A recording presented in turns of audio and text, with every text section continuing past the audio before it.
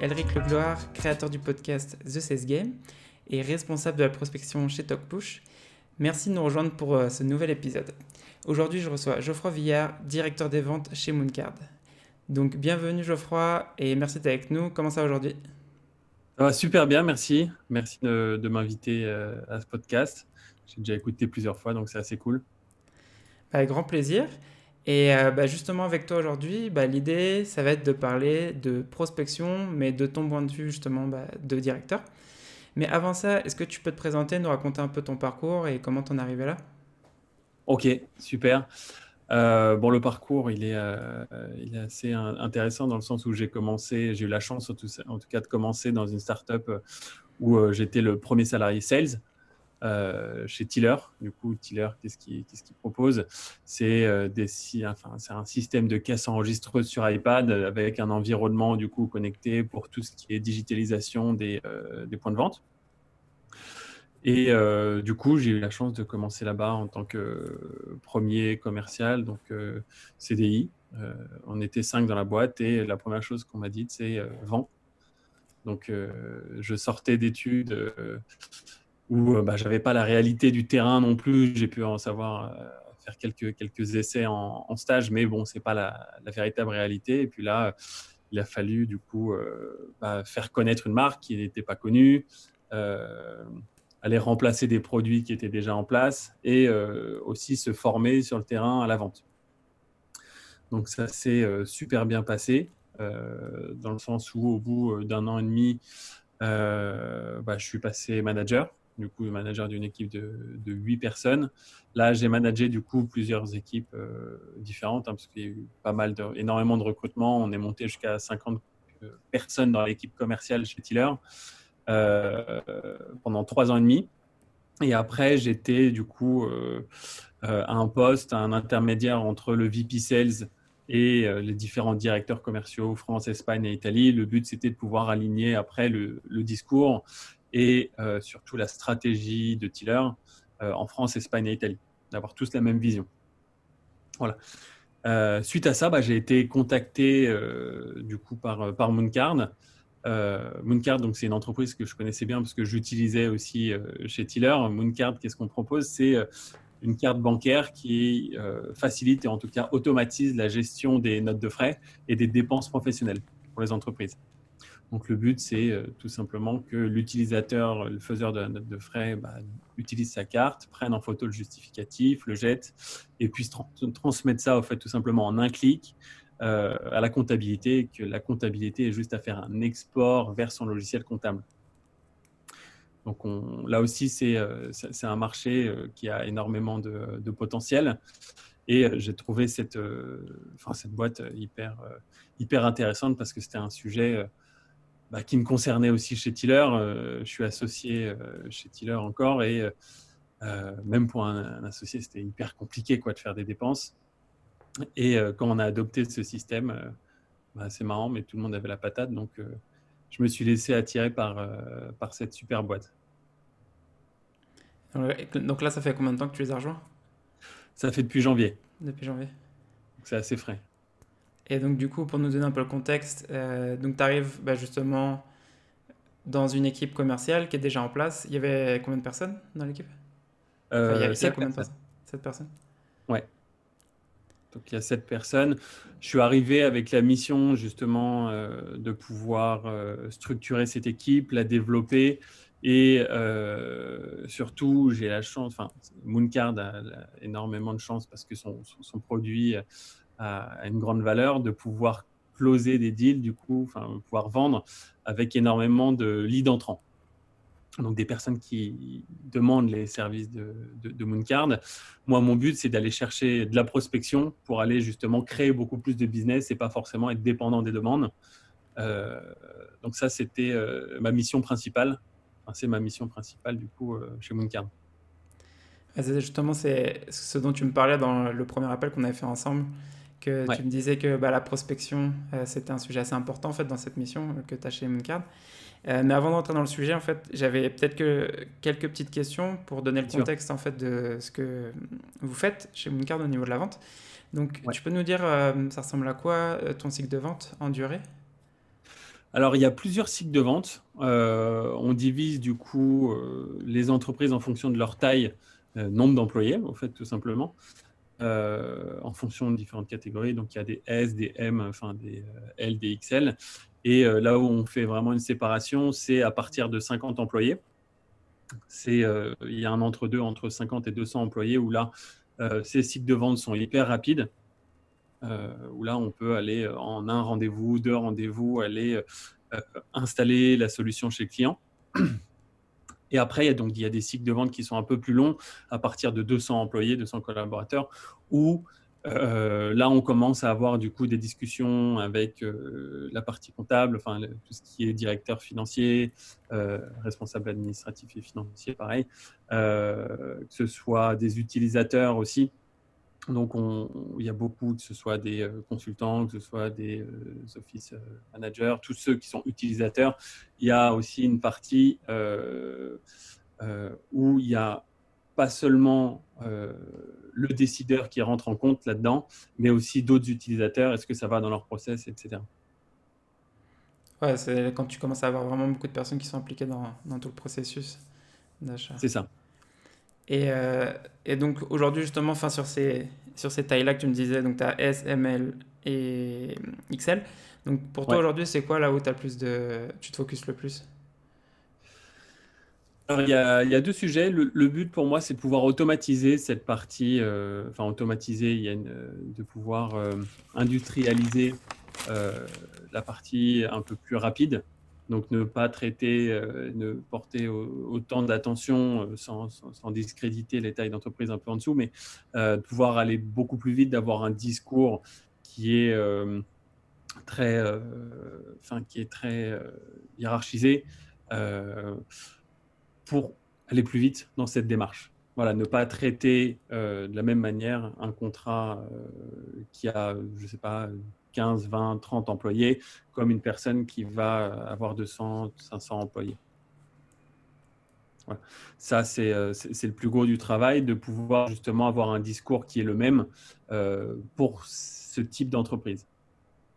Donc, une identité de vente aussi, avec, tu vois, par exemple, j'ai rédigé un playbook où le but, c'est de pouvoir se baser sur une formation de vente et de pouvoir avoir différentes étapes qu'on doit respecter pour justement pouvoir scaler, du coup, maîtriser toutes ces ventes. Ouais, j'imagine bien, Bien, comme tu disais, en fait, ouais, que en fonction de la taille, ça va changer au niveau c'est ça. Il y en a une niveau sur de ton laquelle tu process. vas avoir beaucoup plus de rythme. Ouais. Tu vois, où tu vas pouvoir faire de la prospection téléphonique, aller avoir le décideur directement, limite dès le premier coup de fil. Euh, En gros, où tu n'as pas besoin d'avoir des comités de décision et tout, etc. Cela, tu peux aller beaucoup plus vite et je trouve que c'est hyper important aussi pour un commercial d'avoir du rythme dans ses ventes et dans sa prospection. Parce que dans les ventes où tu as un cycle du coup, qui est un peu plus long, tu peux très facilement te laisser endormir dans des échanges de mails, dans euh, des décisions où aujourd'hui, le sujet des dépenses professionnelles et des notes de frais, ce n'est pas notre priorité aujourd'hui. Ce que je comprends, hein, bien évidemment. Mais comment tu ne te laisses pas endormir justement dans cet échange de mails et pouvoir encore garder toute ton énergie. Et comment tu fais justement pour faire ça?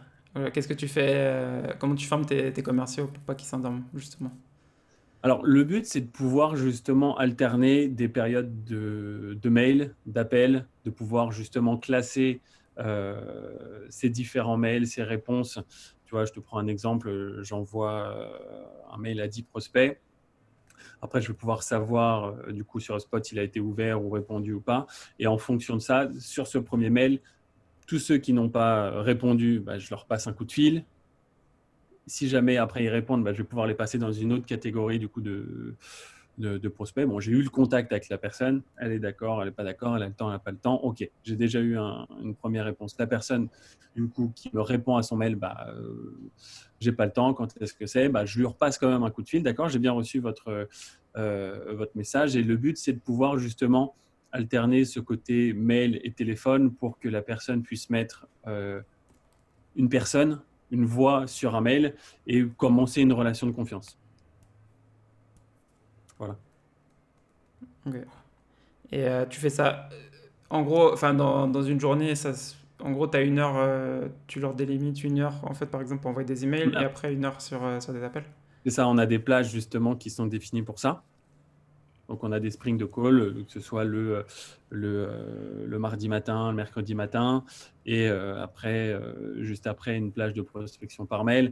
Et de la même, le soir, certaines journées, on finit du coup par des sprints de call, où là, au fait, le but, c'est d'avoir aussi une émulsion de toute la force de vente, où on appelle tous en même temps, on fait la même chose. Et le but, c'est de pouvoir gamifier tout ça, de mettre des jeux, des récompenses, que ce soit un challenge sur une heure, sur un challenge sur le premier rendez-vous qui est pris, un challenge sur la semaine. Le but, c'est de pouvoir varier tout ça et que justement cette prospection et ce call ne soient pas justement, enfin, comme tu as l'impression que c'est dans beaucoup de boîtes, bon, on appelle, c'est pas sympa, etc. Moi, je veux que ce soit aussi un moment de plaisir où il y a une compétition, qui est une ambiance de gamification pendant ces moments-là, de challenge, parce que au final, tu en réclames et c'est ce qui met du dynamisme, quoi. Ouais, c'est clair. Parce que nous, actuellement, par exemple, on n'a pas toute cette structure en place, justement, pour donner du rythme. Parce que je pense que ça crée de la compétitivité aussi, j'imagine, avec les équipes, de savoir le premier qui va avoir le rendez-vous de la journée ou du sprint. Ouais. Ou, par exemple, sur la semaine, de savoir bah, exactement la personne qui a mieux le performé cette semaine.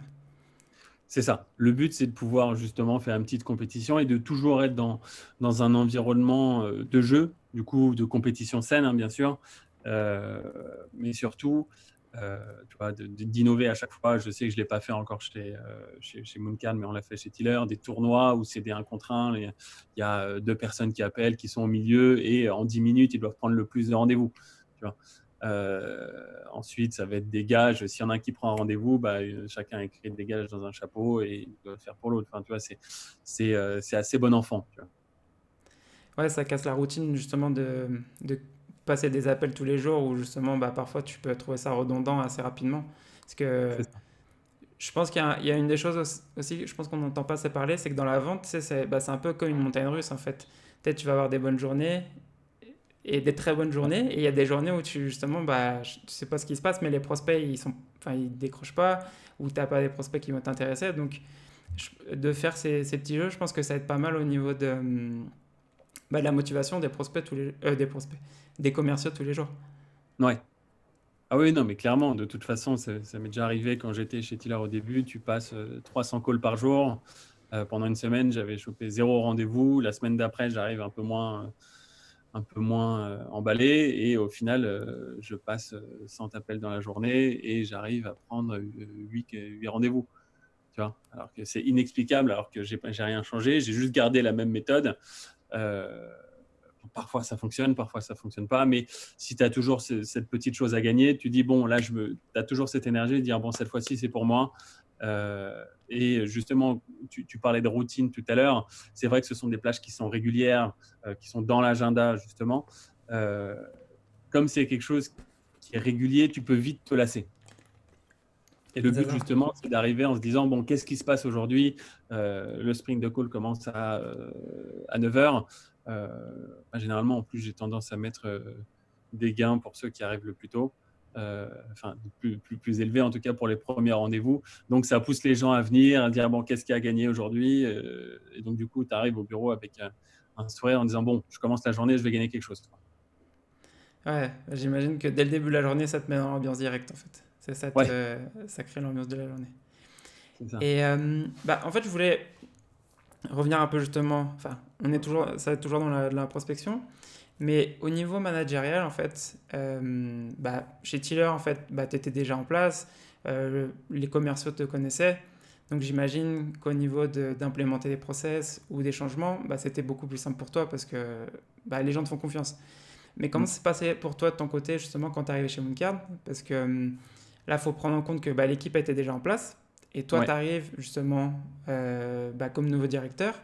Les gens, bah, ils te connaissent ou ils te connaissent pas. Et comment ça s'est passé pour toi de ce côté-là et quels ont été tes challenges par rapport à ça? Alors, pour répondre à ta première question, ça s'est super bien passé. J'ai eu la chance d'être super bien accueilli par toute l'équipe, que ce soit l'équipe fondatrice. J'ai été invité au dîner de Noël alors que je n'étais pas encore dans la boîte. J'ai pu faire connaissance avec tout le monde. Et puis, ils ont mis tous les moyens possibles pour que je puisse mettre en place ma mission, que je sois à l'aise, que je puisse simplement m'exprimer dans tout ce que je sais faire. Donc ça, c'est génial et je les remercie. Après, pour répondre du coup à ton autre question qui a été du coup les challenges un peu plus compliqués, il y en a plusieurs. Il y a le premier qui est important pour toute personne qui entre dans une nouvelle boîte, c'est connaître son environnement. Et là, il faut connaître énormément de choses, que ce soit, pour moi, la première partie, c'est le produit, savoir comment il fonctionne, d'où ça vient, quelles ont été les réflexions, quel est ce produit et qu'est-ce que ça apporte. Ça, il faut le connaître par cœur. Après, il faut connaître après les différentes équipes, que ce soit la partie justement produit, la partie marketing, la partie support, parce que les commerciaux, on va interagir beaucoup avec chacune de ces équipes. Donc, il faut comprendre toutes les relations. Et après, il faut comprendre les process. Et ça, c'est plus compliqué parce que il faut d'abord les connaître et après les comprendre. Parce que tu as toujours, OK, on fait comme ça, mais en tout cas pour moi, j'ai besoin de comprendre quelle a été la logique de cette décision, pourquoi on fonctionne comme ça aujourd'hui. Est-ce que c'est plus simple pour les commerciaux? Est-ce que c'est plus simple pour la partie opérationnelle après? Et pourquoi? Et ça va m'aider pour comprendre la logique, du coup, le fonctionnement de la boîte. Et ça a été un premier challenge où tu arrives un peu en observateur et tu ne dois pas forcément être que observateur, tu dois être aussi un peu acteur là-dedans. Parce que le deuxième challenge qui est important aussi, c'est de pouvoir être accepté par l'équipe. Tu vois, parce que quand tu arrives justement dans une équipe qui est déjà en place depuis 2 ans, c'est mon point de vue personnel, je ne sais pas si c'est le cas, mais parce que ça m'est arrivé aussi chez Tiller, mais il y a peut-être des gens qui convoitaient le poste de directeur commercial en interne. J'en sais rien, c'est peut-être la vérité ou pas, mais il faut savoir du coup être légitime dans cette position.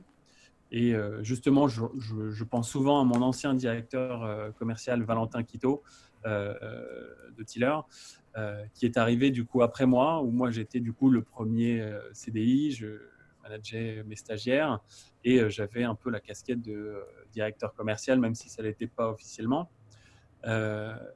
Et du coup, Valentin est arrivé d'une très belle boîte qui avait été rachetée par Booking. Je crois qu'il travaillait chez Price Match. Et du coup, moi, quand il est arrivé, bien sûr, il avait énormément de choses à m'apprendre et je le savais, c'était génial. Mais je me suis dit, c'est un peu la place que je voulais et je ne vais pas l'accueillir aussi facilement. Voilà. Je vais lui montrer qui est le plus vieux, je vais lui montrer qui est le patron. Et c'était pas évident pour lui et il a su très bien le faire. Il a su m'apporter énormément de choses et j'essaie de dupliquer un peu cette façon de faire. Donc le but, il y a une partie du coup inspirante qu'il faut gérer avec quelque chose de nouveau, pas forcément, sortir un peu de ce cadre de toi tu fonctionnes comme ça. Bon, je vais être le meilleur dans ta façon de fonctionner. Non, il est arrivé avec une nouvelle vision, mais qu'il n'a pas imposé forcément tout de suite. Il a pris le temps. Ça a pris du temps. Et c'est pour ça que je pense que moi, ça prendra aussi énormément de temps avant d'avoir une véritable position de leader pour tout le monde.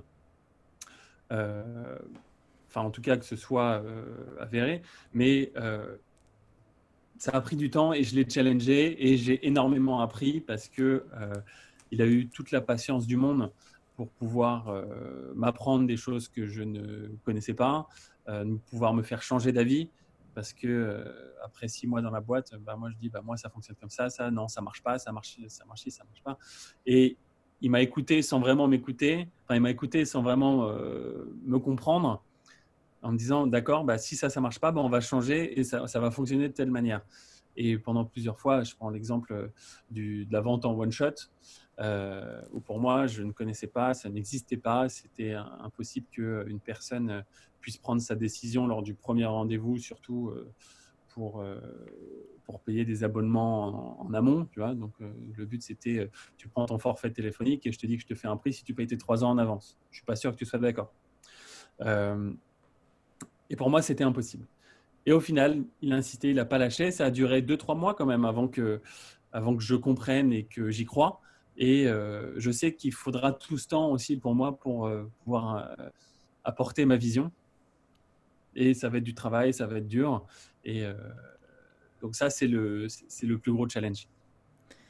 Et justement, donc tu disais, donc le premier, donc c'est tout ce qui est l'environnement, connaître le produit, les équipes, le Ouais, process de comment fonctionne Mooncard. Et le deuxième, donc c'est comment faire pour que l'équipe t'accepte. ouais. Et donc du coup, aujourd'hui, qu'est-ce que tu as commencé à faire justement pour te montrer que tu es légitime, justement, Alors, le dans but, ce c'est de poste? faire tout le travail et d'être au sein de l'équipe, en fait, tout simplement. Je suis pas, avant tout, je suis pas directeur. Il faut que ce soit, tu as le poste de directeur et tu as la position aussi. Donc pour moi, ça a été de montrer que je savais prospecter et potentiellement même mieux que ceux qui étaient déjà là et qui prospectaient. Et après, le but, c'est de pouvoir vendre, parler le même langage que les vendeurs, même si je ne suis pas incentivé sur mes ventes. C'est de pouvoir vendre avec eux et de pouvoir partager justement cette réalité du terrain, cette réalité du direct et ne pas avoir cette distance d'une personne qui arrive et qui dit non, en fait, ça fonctionne pas comme ça va fonctionner enfin, ça va fonctionner de la manière dont je pense. Et je pense que ce serait une terrible erreur de faire ça directement sans comprendre les réalités du terrain. Donc, c'est-à-dire que faire les process d'enregistrement d'un lead, de process de closing de lead, et je voulais le faire tout seul pour qu'on puisse parler le même langage. Et le but, c'est que je continue à vendre et à prospecter. Tu vois, même pendant cette période, je prospecte aussi. Et le but, c'est d'avoir des résultats. Euh, qu'on puisse justement jouer dans la même cour. Ouais, c'est ça, Voilà, parce que concrètement, parce que après, moi je t'avoue là que j'ai pas trop, je vois pas trop ça dans ma boîte, mais généralement, bah, t'as souvent une différence entre l'équipe qui est sur le terrain et le responsable. Le responsable, une fois qu'il est passé responsable, il arrête complètement justement les activités de vente, où il se focus que sur le management. Et lui va peut-être avoir une vision, mais comme il n'est pas sur le terrain, il va pas savoir exactement comment s'adapter à telle situation. Et Mm. je pense que là, toi, en plus, comme tu commences, tu en as besoin aussi de ça, parce que comme tu es en train d'apprendre à connaître le produit aussi en même temps, tu as besoin aussi de voir comment réagissent les prospects ou les clients quand tu parles avec eux.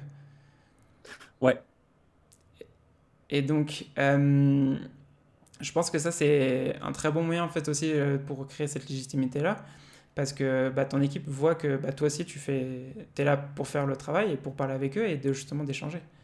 Et pendant les spring de call, j'appelle avec eux, je fais de la prospection en même temps qu'eux. Je vais sur LinkedIn ou les pages jaunes, j'appelle les standards avec eux, je fais comme tout le monde. Je trouve ça important et puis même moi, j'en ai besoin. Je peux pas être. Enfin, j'aime trop la vente, donc je peux pas être trop distant de ça. J'ai besoin du coup d'avoir cette adrénaline, ce jeu. Même en arrivant, j'ai fait des premiers paris avec un commercial. Je lui ai dit, même moi, j'aime bien, je suis un très grand joueur aussi. J'ai fait un pari avec un commercial que je faisais plus de ventes que lui en outbound, du coup en prospection. Moi, je suis parti de zéro, mais j'ai quand même pris ce pari que malheureusement j'ai perdu, mais j'ai bien respecté mon engagement. Mais ça met quand même une, une sorte de compétition, une relation qui est quand même nettement plus sympa que au fait tu vas faire de la prospection. J'en fais avec vous aussi et on va se faire même un concours. Et justement, pour revenir sur ce que tu disais au début, tu avais dit justement une de tes missions, là justement c'est de la prospection pour Ouais. ton équipe. Donc, comment ça se passe comment se passait au niveau des des processus au niveau de ton équipe? T'as changé des choses? Il y a des choses qui ont changé. Au fait, c'est vrai que il y a beaucoup de leads du coup qui arrivaient chez Mooncarn. Et le but c'était d'apporter de la prospection. Donc j'ai changé. Du coup, j'ai pu mettre des plages de prospection, comme je l'ai dit tout à l'heure, qu'on puisse organiser, que je puisse être aussi avec eux. Mais surtout, le but c'est pour ça que ce thème est important, c'est que je voulais être sûr qu'ils sachent prospecter Parce que quand tu sais prospecter, tu sais créer du business. Tu n'es pas dépendant d'une équipe marketing, d'une campagne marketing. Si jamais je te dis que demain, tu arrives dans une boîte qui n'a ni marketing ni rien, OK, comment tu vends? Si tu n'as jamais su prospecter, si tu n'as jamais su créer du business, eh ben, tu vas patiner comme tout le monde. Alors que là, le but, c'est être sûr qu'en cas de défaillance, j'ai ma roue de secours, je sais prospecter. Le but, c'est de pouvoir générer ça. Donc, on est parti vraiment à la brute. Identification des prospects, des DAF sur LinkedIn, de pouvoir, nous on utilise aussi Sales Navigator et Casper pour pouvoir identifier les numéros, savoir traiter les premiers barrages. Donc au niveau des process, le but c'était là aussi d'écrire un argumentaire, de pouvoir mettre aussi un environnement autour de tout ça, donc une posture, un état d'esprit, un mental. Parce que pour moi, c'est la base. Avant de parler technique, il faut d'abord avoir l'attitude. Donc, C'est le quoi la bonne premier attitude? process. Pardon? C'est quoi la bonne attitude alors? Il y en a plusieurs déjà. Quand tu arrives à prospecter, il faut que tu t'es pas avachi dans ton fauteuil. Tu as un sourire, tu as du mental, c'est toi qui es directif. Je pourrais rentrer un peu plus en détail là-dedans, mais c'est toi qui décides du moment où se passe l'entretien. Faut être sûr de soi. Et de la même manière, il y a une grande logique, c'est que le non n'existe pas. C'est que si la personne te dit non, c'est normal. En fait, faut pas le prendre en compte. Et de la même manière, si on me dit non, mais je suis déjà équipé ou j'ai déjà quelqu'un. Oui, c'est normal que vous soyez déjà équipé. Tu vois, sinon, c'est vous qui m'appelleriez. Moi, faut pas prendre ça comme une objection. C'est normal qu'ils te disent non. Donc, le but, c'est de pouvoir en jouer aussi. Donc, ça, c'est la première attitude, c'est les premières bases. Tu vois.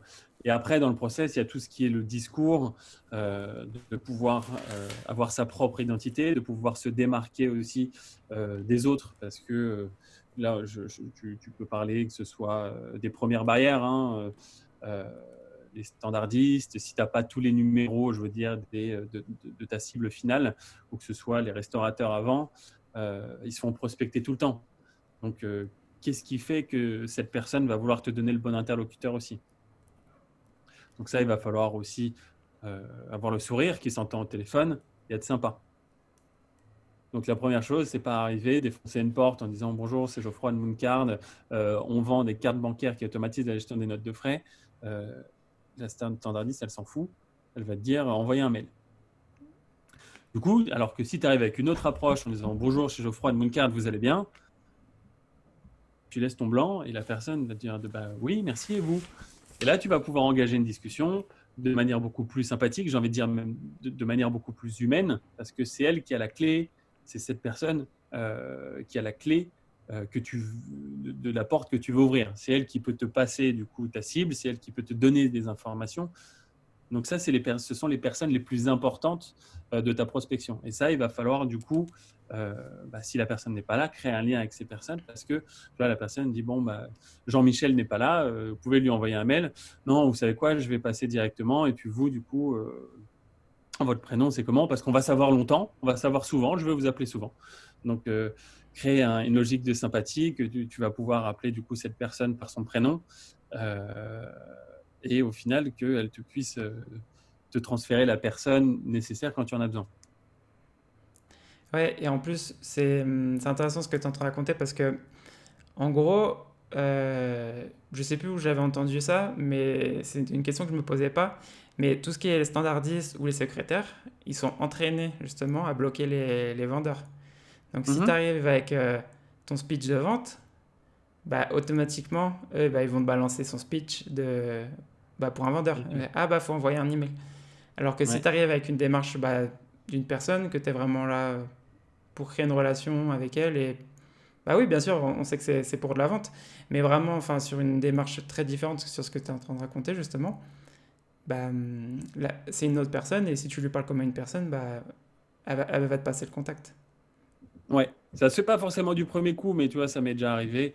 J'appelle et puis au final, je reconnaissais la voix, la personne reconnaissait ma voix et Et, bonjour Cédric, comment ça va? Et il me dit, ah non, ben attends, Jean-Michel, il n'est pas là aujourd'hui. À quelle heure il est là? Ben, attends, je regarde sur son agenda. Et puis il me disait, techniquement, je ne peux pas te donner son contact, mais par contre, rappelle à cette heure-là, il est libre. Donc, rappelle-moi tout à l'heure. Enfin, voilà. Et donc, du coup, je le rappelais, j'ai pu avoir le contact de la personne, parce qu'il me l'a transféré, je savais qu'elle était à son bureau. Ouais, et ils vont te donner les tips sur ça, justement, sur à quelle heure il va être là. Et il y a aussi, moi, ça m'est arrivé en fait aussi quand je parle avec le secrétaire ou la secrétaire, qui te donne, bah, il me fait ouais, par téléphone, il répond pas. Essaye par email avec lui. Tu sais, il te donne ce genre d'informations que tu n'auras pas forcément si toi tu essayes de l'appeler directement ou lui Ouais, envoyer un email. c'est ça. Donc, c'est toutes ces démarches-là qui te permettent de passer ces premières barrières, que ce soit du coup ta posture et ton discours. Tu vois, tu téléphones, soit tu es debout, soit tu es d'attaque. Enfin, tu vois, tu as les mains sur le bureau, tu es prêt, tu es en confiance et tu es prêt à mettre du rythme.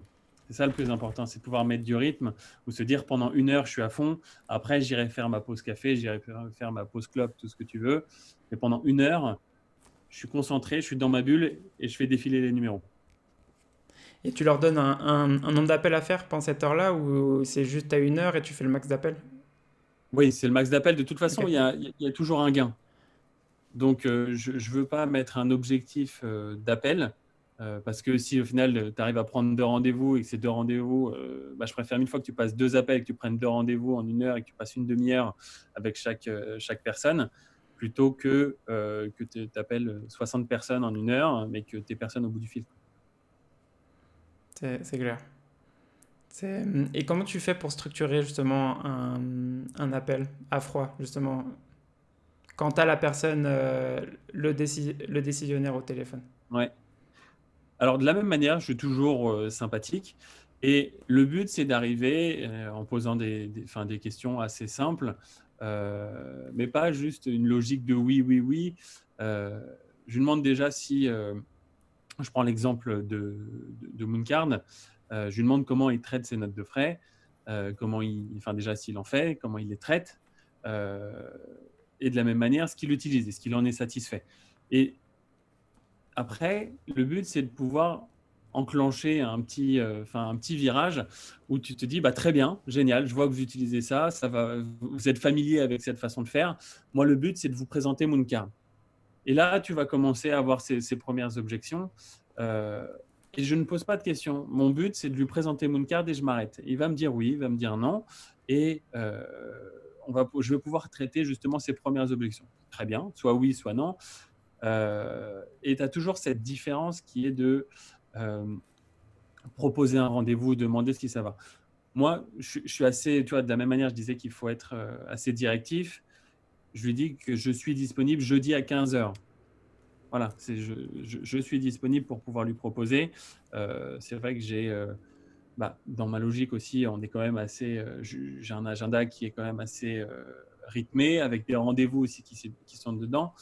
Si tu commences à demander les disponibilités, au final, toi, ça ne va pas aller, tu vas te mettre un doublon, au final, tu ne vas pas être à l'aise. Voilà. Quand tu dois faire ton rendez-vous, tu dois être aussi hyper à l'aise, donc tu donnes toi tes disponibilités. S'il n'est pas d'accord, on trouvera des solutions. Mais du coup, le but, c'est de vous présenter Mooncard. Très bien.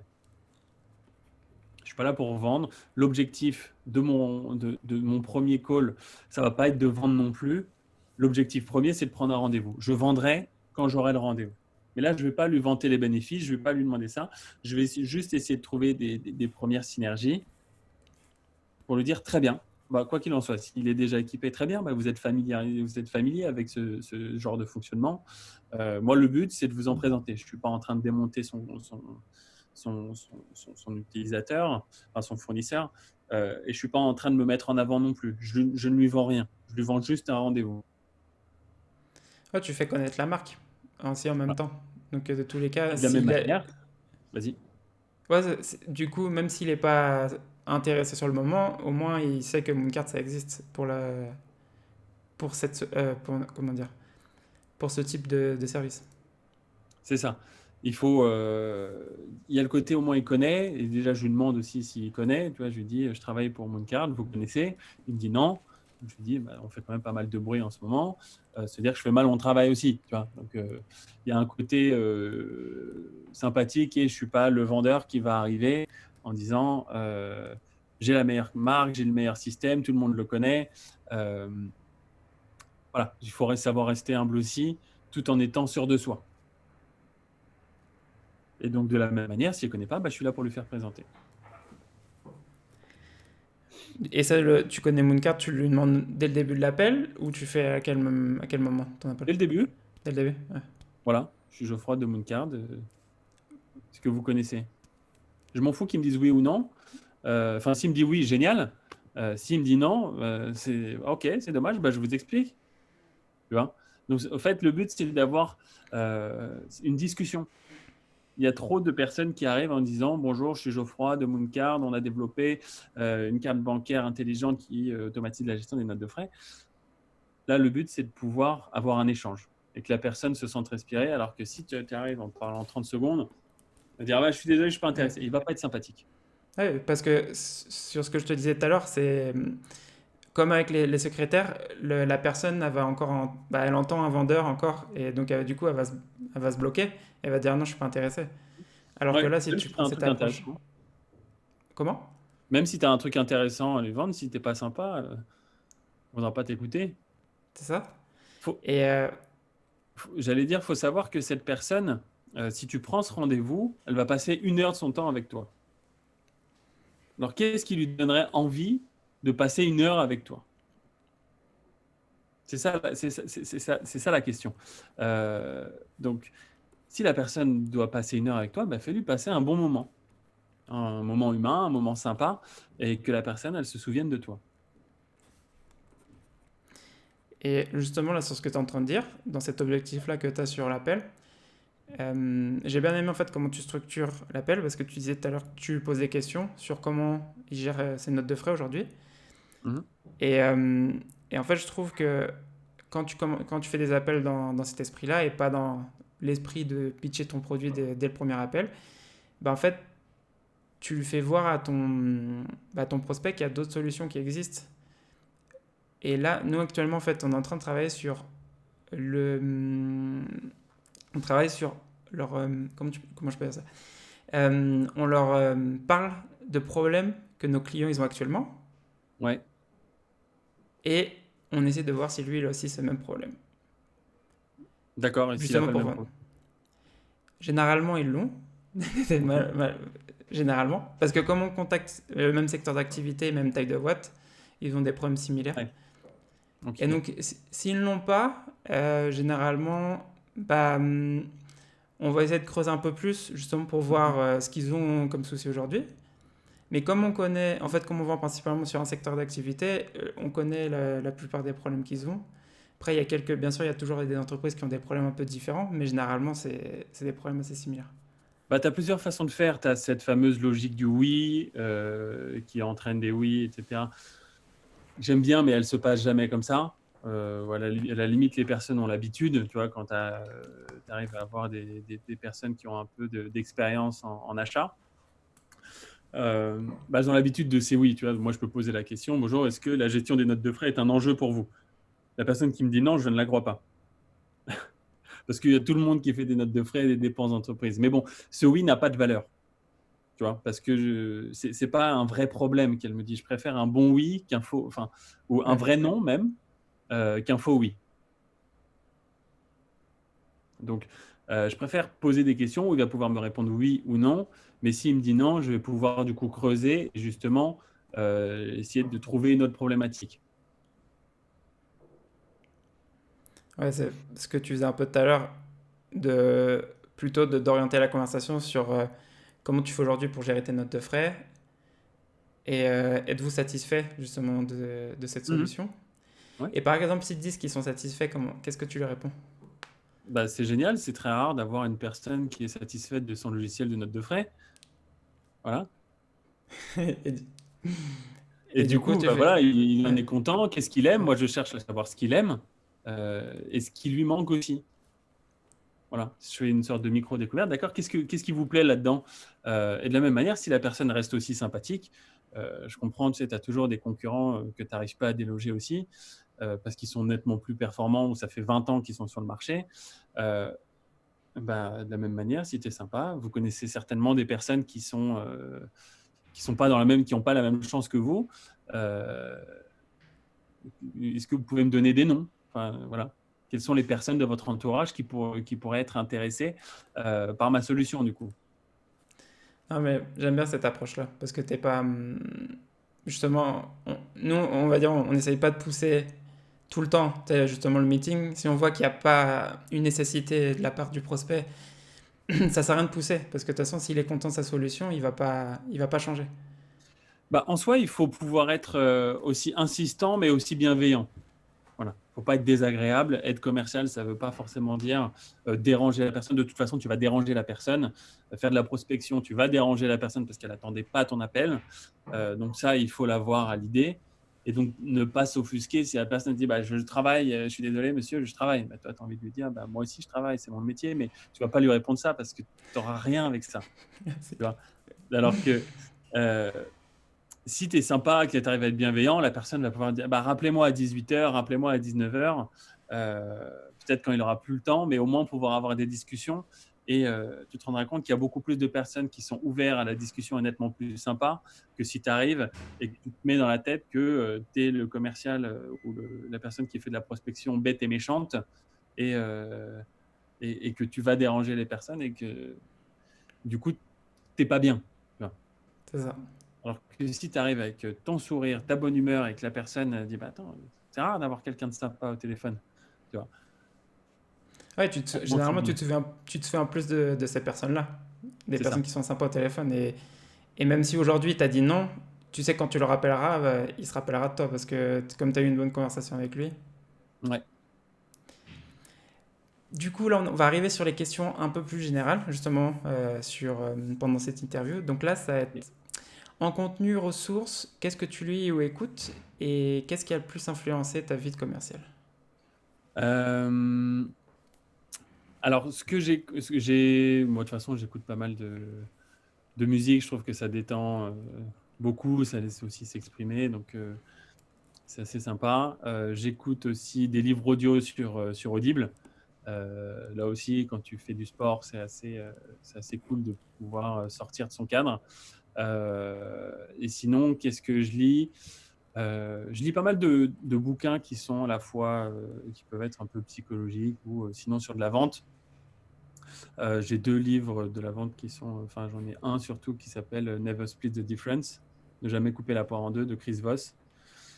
Je sais pas si tu l'as lu. J'ai lu l'année dernière, il faut que je relise. Ouais, il est génial. Et sinon, un autre bouquin qui s'appelle SaaS, SaaS, Sales as a Service, pardon, Sales as a Science, pardon. Ah, c'est le livre Euh, de Joko? ouais, Ah ouais, Jaco, ouais. ok. Très J'ai sympa. j'ai j'ai pas acheté encore celui-ci, j'ai acheté celui qu'il a fait sur les SDR. Ok. Non, mais au fait, ça te permet d'avoir une autre vision, de pouvoir prendre du recul sur le métier que tu as tous les jours.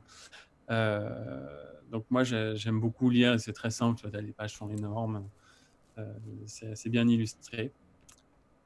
Voilà. Sinon, après, il y a un truc hyper simple à lire et très sympa qui s'appelle L'homme qui voulait être heureux de Laurent Gounel. Je ne sais pas si tu connais, mais c'est un Non. truc très simplement écrit où ça te fait t'évader aussi et de pouvoir t'exprimer en tant que propre personne. Donc, il y a une petite morale à chaque fois sur ces petites histoires qui est très sympa. Et tout à l'heure, tu avais déjà commencé un peu à en parler. C'est des outils. Donc, tu disais que vous utilisez LinkedIn, Sales Navigator, Ouais, Casper. Qu'est-ce que vous utilisez d'autre comme outil? HubSpot. Voilà. Enfin, en soi, je ne suis pas hyper fan des outils, en tout cas pas pour l'instant, euh, parce que tu te concentres trop sur de la stratégie, sur beaucoup de choses. Tu peux le faire, donc avoir des outils qui sont quand même assez simples, assez basiques, si jamais tu te dis, je veux cibler telle ou telle personne.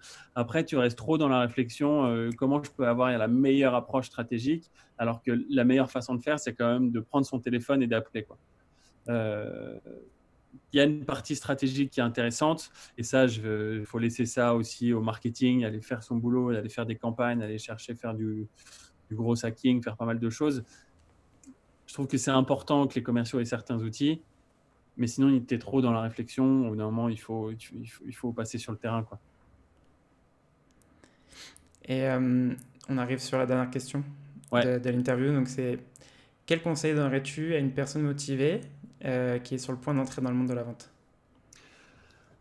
Le premier jeu, enfin, c'est le premier. J'ai envie de dire un jeu, hein, parce que pour moi, tout ça, c'est assez marrant et enfin, en tout cas, ça a été pour moi, mais après, on verra chez les autres si c'est marrant. C'est de pouvoir éviter toute négation, tout type de négation dans les phrases. C'est-à-dire que, tu vois, ça va aussi dans la prospection. Tu ne dis jamais ne vous inquiétez pas, tu dis je vous rassure. Toujours être positif en tout cas. Tu vois, vous êtes sûr que vous n'avez pas 3 heures à m'accorder ou 20 minutes à m'accorder, la personne va te dire automatiquement non. Donc ça, c'est pouvoir les gommer à la fois dans le pro, mais aussi dans le perso. Et du coup, tu te rends compte que tu parles avec énormément de négativité tous les jours. Et tu te rends compte que tu as des résultats aussi qui sont beaucoup plus positifs quand toi, tu es positif.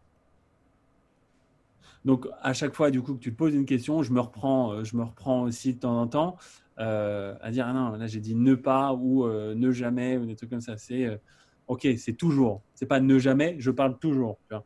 C'est essayer de gommer un peu ça de son langage qui permet à la fois d'être souriant, positif. Ça, c'est les premiers tips que je pourrais donner. Et après, le but, c'est de surtout pouvoir tenter, d'essayer des choses que en soi, on est tous assez polis pour savoir s'excuser. Ça, c'est une autre chose aussi importante, tu vois. Mais il faut tenter des choses, quitte à déranger les personnes, parce que c'est là où on a les meilleurs retours. Si on reste dans la case, si on reste dans les règles, en fait, on n'a que les réponses de la règle. Tu vois. Alors que si jamais tu sors un peu de cette case et tu es un peu à la limite borderline, mais que c'est toi qui le sens comme ça, faut y aller, il faut le tenter. Parce qu'il en sortira que du positif. De toute façon, tu vas apprendre de ça. Donc, il y aura du positif, il y aura du négatif, mais au moins, tu auras essayé. Donc, c'est plus, tu vois, je parlais surtout d'attitude, plus que de technique, de choses. Et ça, pour moi, c'est les basiques de la vente. Avant de parler prospection, négociation, et tout, etc., il faut avoir cette première attitude parce que ça fera la différence plus tard et c'est ce qui fera que tu es quelqu'un de performant. La dernière chose, du coup, à retenir là-dessus, c'est qu'il faut demander et accepter les critiques. Parce que personne n'est le génie de la vente. Tout le monde, en gros, là où j'ai le plus progressé, c'est en allant demander des retours. Tu vois, de la même manière, quand j'étais chez Tiller, pendant tous les mois de ma période d'essai, je disais, bon, qu'est-ce que je peux améliorer? Tu vois, je ne me demandais pas des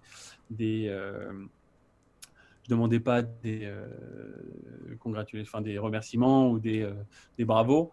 Je dis qu'est-ce que je peux améliorer. Voilà. Qu'est-ce que tu en as pensé? Qu'est-ce qui est mal? Tu vois. Et donc du coup, ça t'aide beaucoup à progresser plutôt que de se reposer sur ses lauriers en disant ah ça c'est génial, tu le fais super bien. Alors qu'il y a plein de choses que tu fais mal. Donc tu te remets en question tout le temps. Oui, ouais, c'est ça, c'est se remettre en question et du coup d'aller chercher la critique et de l'accepter et de tenter d'appliquer une critique. Même si tu as ton propre point de vue, je me dis, tu sais quoi, il a peut-être raison, je vais essayer à ma manière son truc. Et au final, c'est là où ça se mêle un peu, une critique, je tente avec le sourire et l'attitude, normalement ça passe. Ok, du coup, merci pour ces conseils. Je pense que c'est un très bon état d'esprit justement à avoir quand tu vas commencer. Et s'il y a des personnes qui nous écoutent et qui veulent te contacter, où est-ce qu'elles peuvent te contacter? Sur LinkedIn, c'est bien. Hein. Directement. Oui, c'est bon, je suis assez ouvert, je réponds aussi. D'accord, ça marche. Je te remercie Geoffroy pour avoir accepté l'invitation et pour avoir pris le temps de passer sur le podcast. Merci à toi de m'avoir invité. Allez, je te dis à bientôt. Ciao. Ciao. Merci d'avoir écouté cet épisode de The Sales Game. Si t'aimes le podcast, abonne-toi, laisse un commentaire, une note, partage-le avec tes potes, fais-le écouter à ta mère. En gros, fais-en ce que tu veux. Et ça serait top aussi si tu pouvais m'aider à le partager. On se revoit dans le prochain épisode. Ciao!